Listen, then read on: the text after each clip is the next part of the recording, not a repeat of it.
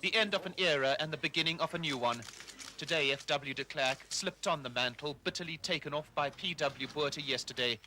And with his formal swearing in as acting state president by the Chief Justice, the hope now among party faithful is that the period of vicious infighting is at an end. I, Frederik Willem de Klerk, do swear to be faithful to the Republic of South Africa. But the change in leadership does not impress the extra-parliamentary opposition. I don't think we've got to even begin to pretend that there is any reason for thinking that we are entering a new phase. It's just, I mean, you know, it's musical chairs.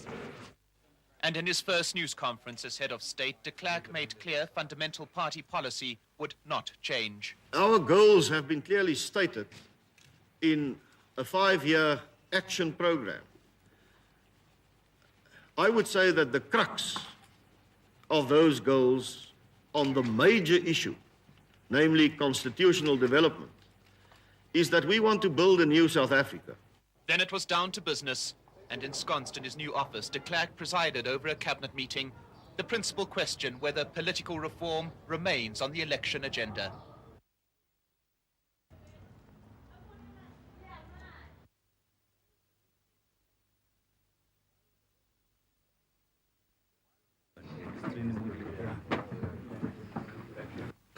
While the racist elections will be mapping out the minorities' plans to cling on to minority rule and privilege, the conference will be an assembly of the people of our country, truly democratic in its character and objectives. We are wanting to say we determine our own destiny, and our people are going to be given the opportunity of knowing that they are not doormats. All political prisoners should be released. It is an age-old call. We continue repeating that call. That call will be repeated on the hour before the conference. It will be repeated during the conference, and it will be repeated even after the conference.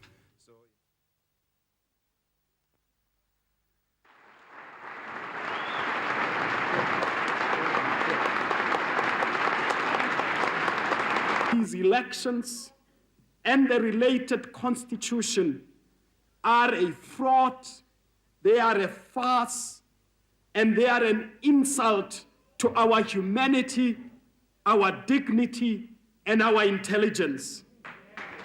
Every reason he gave in the newspaper.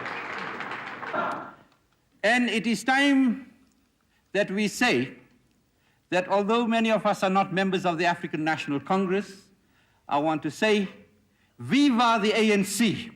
Viva. And we want to say that our leader is Nelson Mandela, and we say our leader is Oliver Tambo.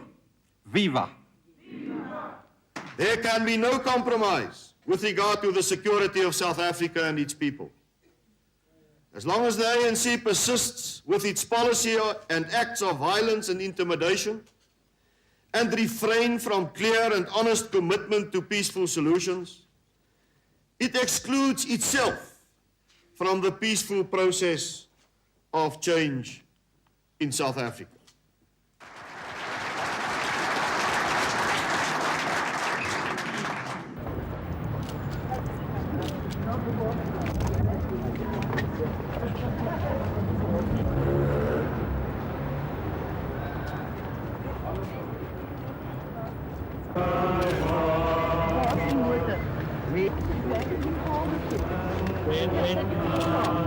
No, I'm not going to my car. Well,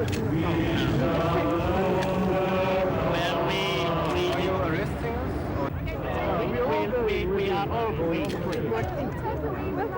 Are we under arrest?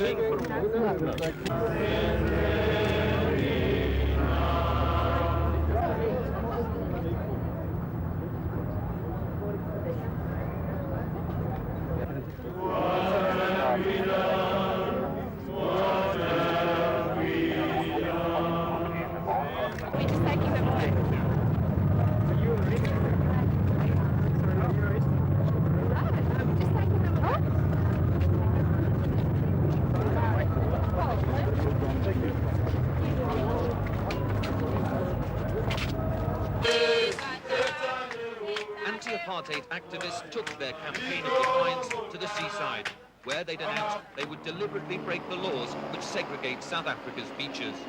But from dawn, the whites-only beach they'd planned to invade was cordoned off. Police claimed they'd closed it in order to exercise their dogs. And when the protesters approached the area, police roadblocks turned back their buses. Any blacks gathering near the beach were quickly moved on. And so the buses made their way to another beach, which they successfully managed to invade. Despite warnings from police, they could be shot. In the end, police used whips and batons to disperse them. One black was allowed to demonstrate, Archbishop Desmond Tutu. He was allowed to walk alone along the beach for 40 minutes. The Archbishop later described how he brought the protest to an end. We just said to them, remember that this campaign is to be characterized by discipline and dignity. You have proved your point. You have shown that these beaches belong to God and are therefore for all of us. Police also detained journalists and confiscated film in Johannesburg, where several hundred blacks protested against the arrest of a key anti-apartheid leader. And the police crackdown seems certain to continue tomorrow, when banned organizations plan public rallies and protests.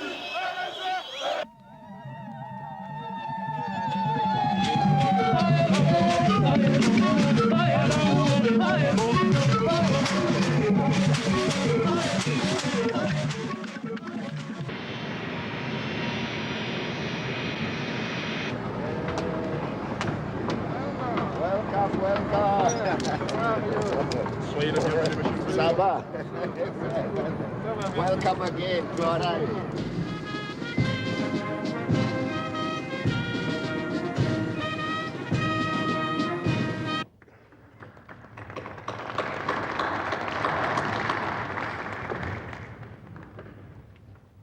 UNTAG moved into Namibia nearly 5 months ago. It is just over 3 months to the date of the holding of free and fair elections to usher Namibia's freedom and sovereign statehood.